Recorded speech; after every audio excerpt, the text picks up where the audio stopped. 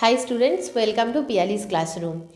আজকে আমি class 11-এর chapter 2-এর ইকোনমিক্সের একটা টপিক নিয়ে পড়াবো। সেটা হলো পূর্ণ প্রতিযোগিতামূলক বাজারে ফার্মের ভারসাম্য এবং ভারসাম্যের শর্তগুলো।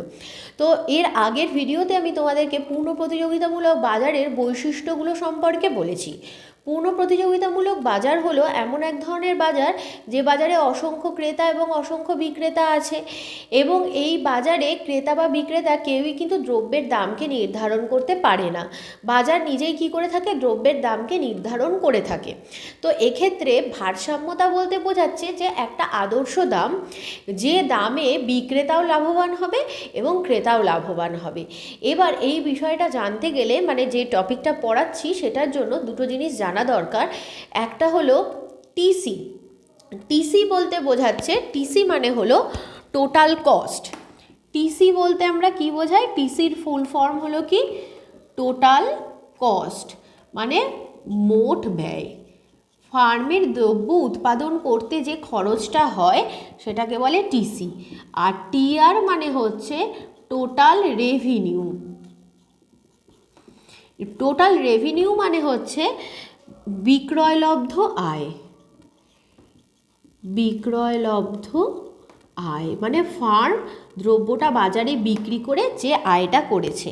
তাহলে আমরা ফার্মের মুনাফা বা প্রফিটকে কিভাবে ব্যাখ্যা করতে পারি? মুনাফা বা প্রফিটকে যদি আমাদেরকে ব্যাখ্যা করতে হয় তাহলে এভাবে আমরা বলতে পারি যে টিআর মাইনাস টিসি করলে আমরা কি পাই? প্রফিট বা মুনাফা পাই। ঠিক আছে, ধরো টোটাল রেভিনিউ পেয়েছে ফার্ম 100 টাকা, আর ফার্মের উৎপাদন করতে খরচ লেগেছিল 80 টাকা। তাহলে এক্ষেত্রে ফার্মের প্রফিট কত হলো? 20 টাকা। ঠিক আছে, এবার ধরো দেখা গেল টিআর ধরো দেখা গেছে 200 টাকা আর টিসিও 200 টাকা। তাহলে সেক্ষেত্রে ফার্মের কি হলো? কোনো মুনাফাই এলো না। এই যে মুনাফা না আসা, এটাকে বলা হয় স্বাভাবিক মুনাফা। এইটা তোমাদের একটা মানে মনে হতে পারে যে জিরো লিখলেন ম্যাম, কিন্তু আবার এখানে স্বাভাবিক মুনাফা বলছেন। আর এটা হলো স্বাভাবিকের চেয়ে বেশি মুনাফা। স্বাভাবিকের চেয়ে বেশি মুনাফা। এবার একটু তোমাদেরকে জিনিসটা আমি একটুখানি বুঝিয়ে দিচ্ছি যে কেন এটা লিখলাম। কেন কি জানো তো? ফার্মের স্বাভাবিক মুনাফার ক্ষেত্রে বলা হয় যে টিআর ইকুয়াল টু টিসি। কেন বলা হয়? ফার্ম এটা দেখায় যে দ্রব্যটা উৎপাদন করতে ওর যে খরচটা লেগেছে, ও বাজারেও সেই দামেই দ্রব্যটা বিক্রি করছে। আমরা অনেক সময় বাজারে কোনো দ্রব্য কিনতে গেলে কিন্তু এটাই বলা হয় যে আমি কেনা দামেই আপনাকে দিয়ে দিলাম, কিন্তু তার মানে কি বিক্রেতা কখনোই তার কেনা দামে দ্রব্যটা আমাদেরকে বিক্রি করে? সেটা কিন্তু করে না, কিন্তু সে দেখায় যে আমি আমার কেনা দামেই আপনাকে দ্রব্যটা দিয়ে দিচ্ছি। এবার পূর্ণ প্রতিযোগিতামূলক বাজারের ক্ষেত্রে যেহেতু এগুলো বেশিরভাগ ক্ষেত্রেই হোলসেল মার্কেটের কাজ হয়, সেক্ষেত্রে এত হিউজ জিনিসপত্র এখানে কেনাবেচা হয়, তো দ্রব্যের দামের মধ্যেই 1 পয়সা 2 পয়সা এক্সট্রা কিন্তু তারা হিসাবের খাতায় লিখে নেয়। মানে ধরো তাদের উৎপাদন খরচ হয়তো এখানে প্রথমে আমি যেটা লিখেছিলাম যে উৎপাদন খরচ 80 টাকা, এই 80 এখানে যখন লিখলাম যে উৎপাদন খরচ 200 টাকা, এই 200 টাকা কিন্তু তার লাগেনি। হয়তো এখানে তার উৎপাদন খরচ লেগেছে হয়তো 199 টাকা, ঠিক আছে, বা 190 টাকা, কিন্তু এত হিউজ কোয়ান্টিটিতে এটা সেল করা হচ্ছে, ওই 1 টাকা বা 50 পয়সায় হিউজ কোয়ান্টিটিতে হলে সেটা অনেকটা প্রফিটে গিয়ে দাঁড়িয়ে যায়। কিন্তু ওই 1 টাকা 50 পয়সা এটা কিন্তু হিসাবের খাতাতে আলাদা করে লেখা যায় না, যে কারণে ফার্ম সবসময় কি দেখায় যে ও যে দামে দ্রব্যটা উৎপাদন করেছে সেই দামেই দ্রব্যটা বাজারে বিক্রি করছে, ওর অতিরিক্ত কোনো প্রফিট কিন্তু করেনি। সেই জন্যই যখন টিআর ইকুয়াল টু টিসি হয় তখনই কিন্তু ফার্ম বলে যে ফার্ম স্বাভাবিক মুনাফা, সেক্ষেত্রে ফার্মের স্বাভাবিক মুনাফা হচ্ছে। কিন্তু যদি টিআর টিসির থেকে বেশি হয়, টিআর গ্রেটার দ্যান টিসি হয়ে যায়, তাহলে বলা হয় ফার্ম স্বাভাবিকের চেয়ে বেশি মুনাফা করেছে। আর যদি টিআর লেস দ্যান টিসি হয়, মানে ধরো প্রোডাকশন কস্ট বেশি লেগে গেছে, রেভিনিউ কম, সেক্ষেত্রে ফার্মের ক্ষতি হয়। ঠিক আছে, তাহলে এখানে লিখে দিচ্ছি যে যদি ধরো দেখা গেল টিআর 100 টাকা আর ধরো টিসি 200 টাকা, তাহলে সেক্ষেত্রে কি হচ্ছে -100 টাকা, মানে এক্ষেত্রে কি হলো ক্ষতি হলো ফার্মের। ঠিক আছে, তো এই বিষয়টাকেই এবার এখানে আমি ব্যাখ্যা করেছি। এখানে দেখো দুটো কার্ভ দেখানো হয়েছে, একটা টিআর কার্ভ, টোটাল রেভিনিউ, যে কার্ভটা দেখো এই অনুভূমিক আর উল্লম্ব অক্ষ যেখানে মিলিত হয়েছে 0 থেকে এটা স্ট্রেট লাইন বরাবর ওপরে উঠে গেছে। কেন কি, প্রোডাকশন যখন 0 তখন টিআর 0, মানে উৎপাদন কিছু হয়নি, তখন রেভিনিউও কিছু পায়নি, বাজারে তো বিক্রি করার মতো কিছু নেই। যত উৎপাদন বেড়েছে টিআর তত বেড়েছে, বাড়তে বাড়তে ওপরে উঠেছে। এবার টিসি কার্ভটার কথা বলি। টিসি কার্ভটা দেখো এই বি পয়েন্ট থেকে স্টার্ট হয়েছে, বি পয়েন্ট থেকে স্টার্ট হয়ে এটা এইভাবে অবশ্যই এটা কি হয়েছে উত্তল হয়েছে। এবার এই টিসি কার্ভটা কেন আমি এখান থেকে স্টার্ট না করে এখান থেকে করলাম সেই বিষয়টা একটু বলে রাখি। এখানে তোমাদেরকে বলেছিলাম না যে টিসি মানে হচ্ছে টোটাল কস্ট। টোটাল কস্ট ফার্মের দুটো হয়, দু ধরনের কস্ট থাকে, একটা হলো টিএফসি আর একটা হলো টিভিসি, যে দুটোকে মিলিয়ে হয় টিসি।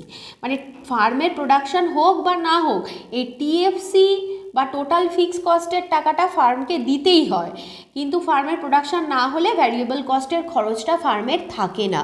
তো এখানে এই যে ওবি, এটা হলো প্রোডাকশন স্টার্টিংয়ের সময় যখন ভ্যারিয়েবল কস্ট নেই, তখন এই ওবি হলো ফার্মের ফিক্সড কস্ট, মানে এটা দিতেই হবে। তো এখান থেকে শুরু হয়ে আস্তে আস্তে করে এই টিসি রেখাটা এরকম উত্তল কার্ভের মতো হয়েছে।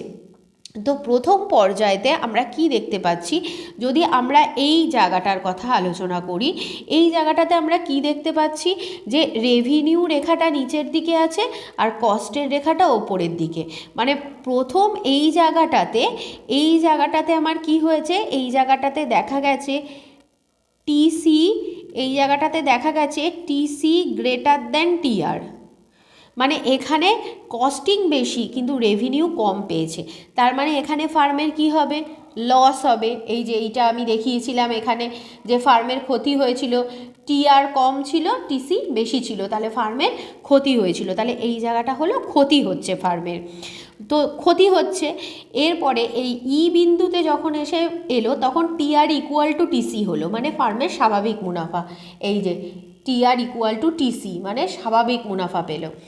এরপরে এই যে জায়গাটা আছে, এই পুরো জায়গাটাকে যদি আমরা দেখি, এই পুরো জায়গাটাতে আমরা কি দেখতে পাচ্ছি যে রেভিনিউ ওপরের দিকে আর কস্টিং নিচের দিকে, মানে টিআর গ্রেটার দ্যান টিসি। এই যে এই জায়গাটা টিআর বেশি আর টিসি কম, মানে কেন টিসি রেখাটা নিচের দিক থেকে আছে আর টিআর রেখাটা ওপরের দিক থেকে আছে, তাহলে এক্ষেত্রে ফার্মের স্বাভাবিকের চেয়ে বেশি মুনাফা হয়েছে।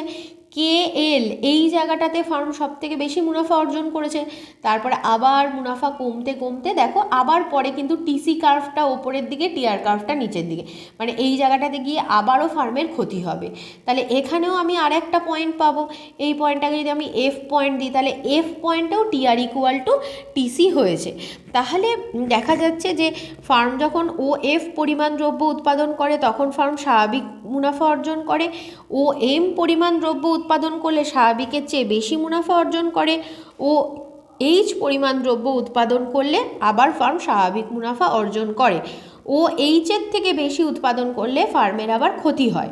তো এই টিআর আর টিসির মধ্যে এই যে সম্পর্কটা দেখলাম, এর ওপর নির্ভর করে কিন্তু আমরা ফার্মের একটা মুনাফা রেখা অঙ্কন করতে পারি। ঠিক আছে, তো সেই মুনাফা রেখাটাকে দেখাচ্ছি। দেখো এখানে বেস লাইন থেকে মাইনাসের দিকে একটা লাইন টানলাম। প্রথম দিকে কি হয়েছিল, ফার্মের লস হয়েছিল, তো সেই জন্য মুনাফা রেখাটা এখান থেকে টানলাম, লস হচ্ছে। বিন্দুতে গিয়ে কি হলো, ফার্ম স্বাভাবিক মুনাফা পেল, মানে মুনাফা রেখাটা তাহলে জিরোকে টাচ করলো, কারণ এই যে আনসার এসেছিলো 0। তারপরে মুনাফা বাড়বে, মুনাফা বাড়তে বাড়তে এই পয়েন্টে এসে মুনাফা সর্বাধিক, এই যে এই জায়গাটাতে দেখেছিলাম মুনাফা সর্বাধিক। তারপরে আবার মুনাফা আস্তে আস্তে করে কমতে শুরু করবে, এই যে এখানে দেখলাম মুনাফা কমছে, কমতে কমতে এইচ পয়েন্টে এসে আবার কি হবে, এই যে এফ পয়েন্টের মতো, মানে টিআর ইকুয়াল টু টিসি। তো এখানে এলো মুনাফা রেখাটা, তারপরে মুনাফা আবার ঋণাত্মকে চলে যাবে, এই যে এখানটাতে দেখলাম টিসি বেশি আর টিআর কম পড়ে, তাহলে এটা এই হলো ফার্মের মুনাফা রেখা। তাহলে এইভাবে আমরা টিসি এবং টিআর রেখার মাধ্যমে আমরা কি করতে পারি, ফার্মের মুনাফা রেখা দেখাতে পারি এবং কোন বিন্দুতে ফার্মের কী ধরনের মুনাফা হয়েছে এবং কোনটা ফার্মের কোন জায়গায় ফার্ম ভারসাম্য অর্জন করছে, এইখানে কিন্তু আমরা সেটাই কিন্তু দেখালাম।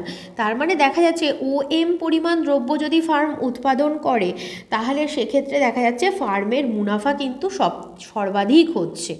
আর যদি OF আর OH পরিমাণ দ্রব্য উৎপাদন করে সেক্ষেত্রে ফার্ম স্বাভাবিক মুনাফা পাচ্ছে, আর এটার ক্ষেত্রে স্বাভাবিকের বেশি মুনাফা পাচ্ছে। তো এই ভিডিওটার মাধ্যমে আমি পুনঃপ্রতিযোগিতামূলক বাজারে মুনাফা রেখা কিভাবে আমরা পেতে পারি টিআর এবং টিসি কার্ভের মাধ্যমে, সেই বিষয়টাকে বুঝিয়ে দিলাম।